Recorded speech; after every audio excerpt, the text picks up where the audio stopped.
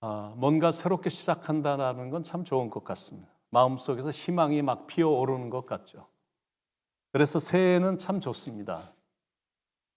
이미 3주가 지났지만 아직도 또 1월이니까 다시 새롭게 시작한다라는 마음이라 참 좋습니다.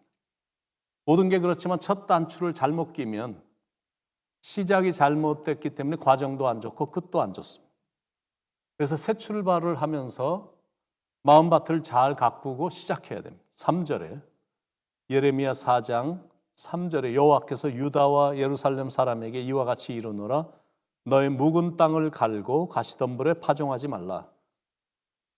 땅이 원래는 이제 부드러운 흙이었었는데 쟁기로 갈지 않았기 때문에 굳어졌듯이 사람의 마음도 그렇게 될 수 있다라는 거예요.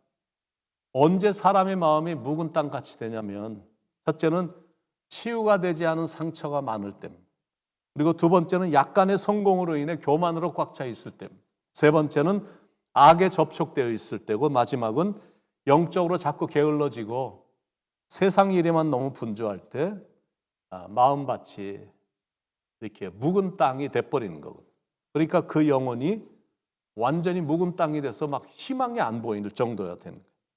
비가 오고 해도 적당하게 쪼이는데 땅을 그냥 내버려 두니까 땅이 굳어버리는 거거든. 영적으로 말하면 교회는 옵니다. 그런데 아무것도 안 하고 놔두니까 세월이 갈수록 마음이 굳어져 버리는 거예요. 오랫동안 방치하다 보니까 잡초만 무성하고 돌멩이들만 많아져서 열매가 없는 겁니다. 하나님이 이슬로 때때로 적당한 비는 내려주시지만 영양분이 토양 속에 없다 보니까 씨앗을 뿌려도 자라질 않는 겁니다. 근데 영적으로도 똑같습니다. 하나님이 주시는 이슬과 햇빛과 같은 교훈을 듣는데도 전혀 열매를 맺지 못하고 그러다가 손도 댈 수 없을 정도의 마음밭이 되어 있는 상태가 되어버리는 겁니다. 기도는 항상 뒤로 미루고 자꾸만 다른 데서만 방법을 찾으려고 하니까 땅이 좋아지질 않는 겁니다. 찬양은 사람들을 따라서 하긴 하는데 가슴 속에서 우러나는 고백이라든지 사랑의 마음이 없는 겁니다. 그저 머리에는 세상의 것들로만 복잡하게 꽉 차 있는 겁니다. 하나님에 대한 생각은 없고 세상의 잡다한 생각으로만 가득 차 있으니 당연히 그런 묵은 땅의 현상이 나타나는 겁니다. 영적으로 그 정도까지 됐다면 그 묵은 땅을 빨리 기경해야 됩니다. 다시 갈아엎어야 돼요. 왜냐하면 그런 땅을 빨리 기경하지 않으면 정말 못 쓰는 땅이 되고 말기 때문에 그렇습니다. 여기 하나님의 경고의 메시지가 있습니다. 4절에 그리하지 아니하면 너의 악행으로 말미암아 나의 분노가 불같이 일어나 사르리니 그것을 끌 자가 없으리라. 그러니까 그런 일이 일어나지 않도록 아무런 열매를 맺지 못하는 마음밭이 되지 않도록 땅을 갈아엎어야 됩니다. 4절 첫 부분을 보면 마음의 할례를 받아야 된다라고 말씀하고 있죠. 4절에 다시 한번 유다인과 예루살렘 주민들아 너희는 스스로 할례를 행하여 너희 마음 가죽을 베고 나 여호와께 속하라. 너희는 스스로 할례를 행하면 너희 마음 가죽을 베고 이 말은 단순히 육신의 할례 말을 하라는 것이 아니라 실은 마음의 할례를 하라는 것. 다른 말로 말하면 묵은 땅을 기경하라라는 말입니다.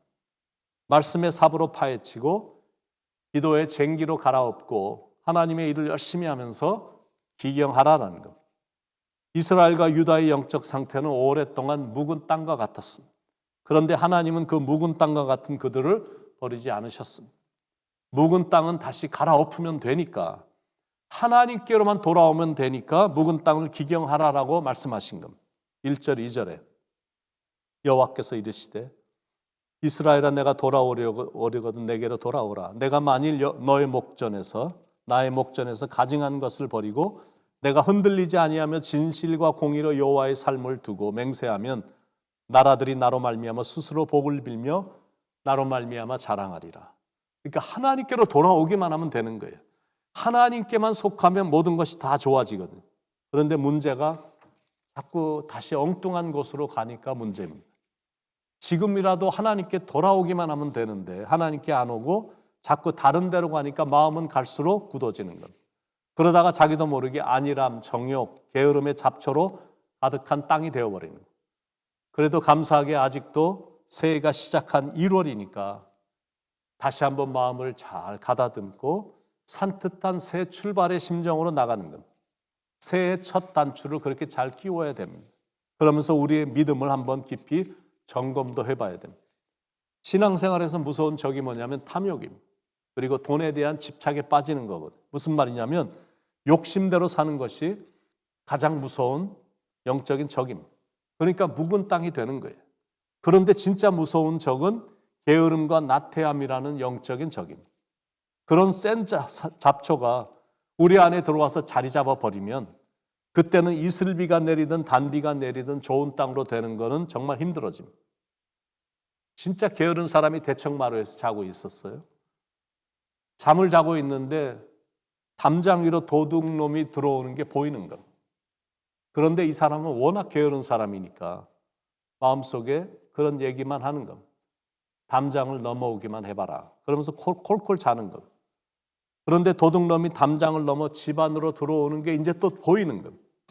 그러니까 또 마음으로 이렇게 얘기하는, 집 안으로 들어오기만 해봐라. 그런데 자기가 자고 있는 줄 알고 도둑이 안방까지 들어간 것. 그러니까 또 이런 얘기하는 거예요. 뭘 들고 나오기만 해봐라. 그런데 문소리가 나길래 살짝 보니까 도둑놈이 뭘 잔뜩 들고 나가는 겁니다. 그러니까 정말 게으른 사람이 마음으로 이렇게 말하는 거예요. 다시 오기만 해봐라. 이게 게으른 사람의 모습입니다. 그런데 문제는 자기도 모르게 그렇게 게을러진다라는 거예요. 그때가 바로 인생의 위기인 겁니다. 그런데 그렇게 될 수 있는 가능성이 있는 인간의 약점을 주님은 너무나 잘 알고 계십니다. 그래서 제자들에게 항상 깨어있어 기도하라라고 당부하신 거예요. 예수님께서 이렇게 말씀하세요. 네가 1시 동안 깨어있을 수 없더냐. 예수님이 그렇게 말씀해 주시는 거예요. 내가 너에게 2024년도 365일을 줄 테니까 나에게 약간의 시간만 다오. 나랑 기도로 좀 대화하자. 이렇게 말씀하시는 거예요. 참 목사님, 교회 좀 편하게 좀 다니게 해주세요. 뭘 그렇게 자꾸 뭘 만들고 계획해서 우리를 괴롭히십니까? 소문에 듣자 하니까 새 교회로 들어가면 특별 새벽 기도도 꽤 길게 한다는 것 같은데, 이거 우리가 너무 교회를 위해서 희생하는 거 아닙니까? 여러분, 교회를 위해 희생하는 거 아니거든요. 분명히 말씀드리지만 단순히 교회 때문이 아닙니다. 교회를 위해서가 아니다라는 말입니다. 담임 목사 때문도 아닙니다. 정확하게 말하면 여러분 때문이야. 묵은 땅이 됐는데, 그렇게 묵은 땅이 됐는데도 그대로 놔두고 있으니까, 더 정확하게 말하면 새해가 왔는데도 여전히 흐지부지하고 맹숭맹숭하니까, 그러면 영적으로 자신의 삶도 엉망이 되거든요. 그리고 가정도 말이 아니게 변할 거거든요. 그러다가 그런 상태에서 이 땅을 호련히 떠나게 되면 천국에도 못 가잖아요. 그걸 알기 때문에 여러분을 위해서 이런 일을 하는 거예요. 여러분이 식당 주인 돈 벌게 해주려고 식당 다닙니까? 여러분 때문에 가는 거잖아요. 학교 잘 되고 교장 돈 많이 벌게 해주려고 학교 다니고 자녀들 학교에 보내는 거 아니잖아요. 여러분의 가문 때문에 학교 보내는 거고, 여러분 자녀를 잘 되라고 학교 보내는 거거든. 병원 잘 되라고, 병원에서 일하는 의사를 돈 많이 벌게 해주려고 여러분이 열심히 병원 다니십니까? 여러분의 건강이 안 좋으니까 여러분 건강 때문에 병원 다니는 거잖아요. 약을 제조해 준 사람들 수고했는데 그 수고에 격려하기 위해서 열심히 약을 사서 먹습니까? 여러분이 자꾸 아프니까 아픔을 제거하려고 약 먹는 거잖아요. 큰 사이즈의 텔레비전 사주는 게 삼성 회사 돈 벌게 해주려는 거 아니라 여러분 때문에 큰 텔레비 사는 거잖아요. 우리가 이런저런 일을 시도하려는 이유는 성도들의 마음밭이 묵은 땅이 되지 않게 하기 위해서입니다. 혹시 묵은 땅의 모습이 자기 자신에게 발견된다면 다시 흙덩이를 깨트리고 잡초와 가시덤불을 뿌리채 뽑아내야 되고, 그리고 부드러운 마음밭으로 바꾸는 작업을 해야 되니까, 그래서 다시 한번 결단도 할 수 있기를 바랍니다. 하나님께서 우리의 죄악을 지적하시고 묵은 땅이라고 말씀하실 때는 정신을 바짝 차리고 회개하고 묵은 땅을 다시 갈아엎어야 됩니다. 그때가 바로 지금입니다. 봄이 되면 농부가 밭을 갈아엎고 희망의 씨앗을 뿌리듯이 우리도 우리의 마음밭을 한번 갈아엎어야 됩니다. 하나님께 돌아와야 된다라는 말입니다. 그러면 하나님께서 은혜의 단비를 부어주시거든요. 그래서 좋은 마음밭으로 회복이 되는 겁니다.